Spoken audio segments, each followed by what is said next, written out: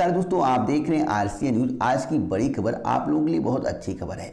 आप सभी को मालूम होगा, अगर आप प्रतिदिन वीडियो देखते होंगे, मेरे द्वारा आपसे कहा गया था कि राजस्व लेखपाल भर्ती का विज्ञापन नवंबर या दिसंबर माह तक जारी किया जाएगा अगर पेट लागू नहीं होता है। अगर आपको विश्वास नहीं है तो चैनल पर कई सारे वीडियो इसके संबंध में अपलोड हैं, आप उसे देख सकते हैं।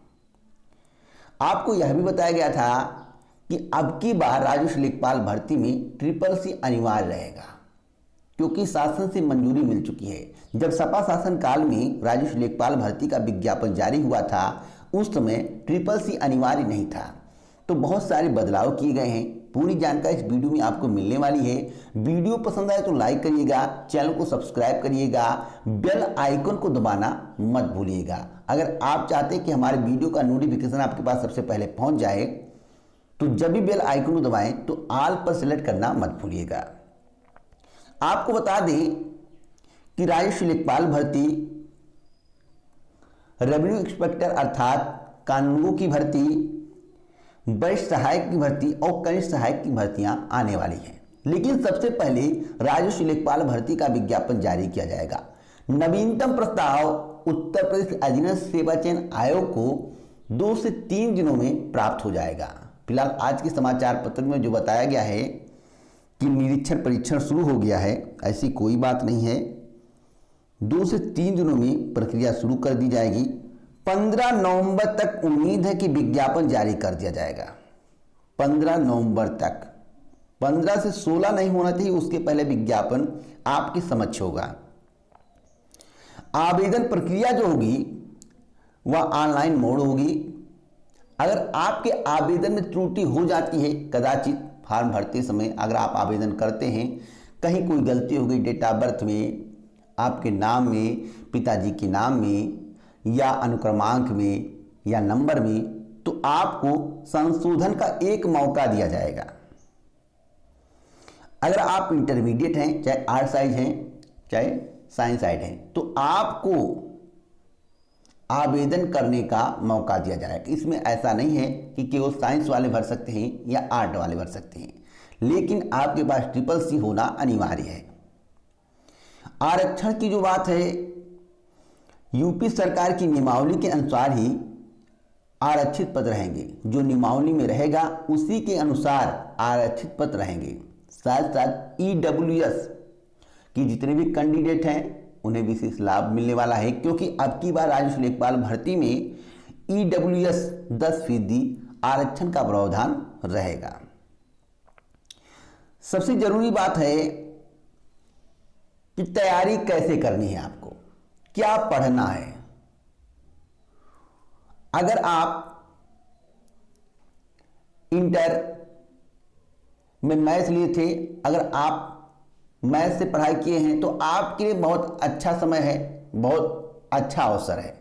अगर आपका हिंदी बेटर है तो आपके लिए बहुत अच्छा अवसर है। देखिए, मैथ वालों को सामान्य ज्ञान और हिंदी पर ज़्यादा फोकस करना है, क्योंकि उनका मैथ पहले से बेटर होता है, तो इसलिए सामान्य ज्ञान और हिंदी पर ज़्यादा फोकस करना है। जिसका हिंदी बहुत अच्छा है उसे गणित और सामान्य ज्ञान पर ज़्यादा फोकस करना है। तो आप लोग गणित, सामान्य ज्ञान और हिंदी पर विशेष ध्यान दें, क्योंकि इन्हीं 3 के बदौलत आपका सिलेक्शन होगा। और आप एक टारगेट बनाएं, आप एक लक्ष्य रखें कि हमें गणित में 90 से 95% क्वेश्चन सही करने हैं, हिंदी में 95 से 98% क्वेश्चन सही करने हैं, सामान्य ज्ञान में 85 से 90% क्वेश्चन सही करने हैं। जो मैं आपको रेशियो बता रहा हूं, अगर इसी रेशियो के तहत आपके क्वेश्चन सही होते हैं तो आपको सिलेक्शन मिलेगा। आपको कोई रोक नहीं सकता, आपकी एक सीट फिक्स है। साथ साथ मैं आपको बताना चाहता हूं जो महत्वपूर्ण जानकारी है पदों की संख्या के बारे में। देखिए, पदों की संख्या जो बताई गई है 7019, या अनुमानित जानकारी है, अनुमान लगाया गया है। वास्तविक जानकारी है कि 6500 के करीब पदों पर विज्ञापन जारी हो सकता है, क्योंकि पदों की संख्या घटाई और बढ़ाई भी जा सकती है, या शासन के निर्देश के अनुसार आगे की प्रक्रिया चलती है। अगर शासन का निर्देश आया कि पद को घटा दिया जाए किसी कारण से, तो पद घट भी सकते हैं, बढ़ भी सकते हैं। उत्तर प्रदेश अधीनस्थ सेवा चयन आयोग ने युवाओं को नौकरी देने की दिशा में काम शुरू कर दिया है, जैसा कि आज के समाचार पत्रों में छपा हुआ है। और आपको एक जानकारी होनी चाहिए कि कानूनगो के जो पद आएंगे उसमें ग्रेजुएशन होना अनिवार्य है। अगर आप स्नातक हैं तभी आप आवेदन कर सकते हैं, और पद 1000 के करीब रहने वाले हैं। आज के समाचार पत्रों में 1079 के करीब पद बताए गए हैं, लेकिन 1000 के करीब पदों पर विज्ञापन जारी होगा। इसके संबंध में जब मेरे द्वारा आपको जानकारी दी गई थी तो कुछ लोग कह रहे थे कि पदोन्नति से भरे जाएंगे। मैंने कहा ऐसी बात नहीं, जो मुझे जानकारी प्राप्त हुई है उसी के आधार पर मैं आपको जानकारी दे रहा हूं। तो आप लोग तैयारी करें, फरवरी माह तक किसी भी हाल में रेवेन्यू इंस्पेक्टर अर्थात राजस्व निरीक्षक के पदों पर भी विज्ञापन जारी कर दिया जाएगा। रही बात वरिष्ठ सहायक, कनिष्ठ सहायक, तो इसका भी विज्ञापन जारी किया जाएगा, लेकिन कानूनगो और वरिष्ठ सहायक और कनिष्ठ सहायक का अध्याचन अभी उत्तर प्रदेश अधीनस्थ सेवा चयन आयोग को प्राप्त नहीं हुआ है। जल्द ही प्राप्त हो जाएगा, क्योंकि प्रक्रिया बहुत तेज गति से आगे बढ़ रही है। जब से सीएम के द्वारा बैठक की गई है, गति तीव्र हो गई है। तो आप लोगों के लिए अच्छी खबर है, आप लोगों को नौकरी से मतलब है।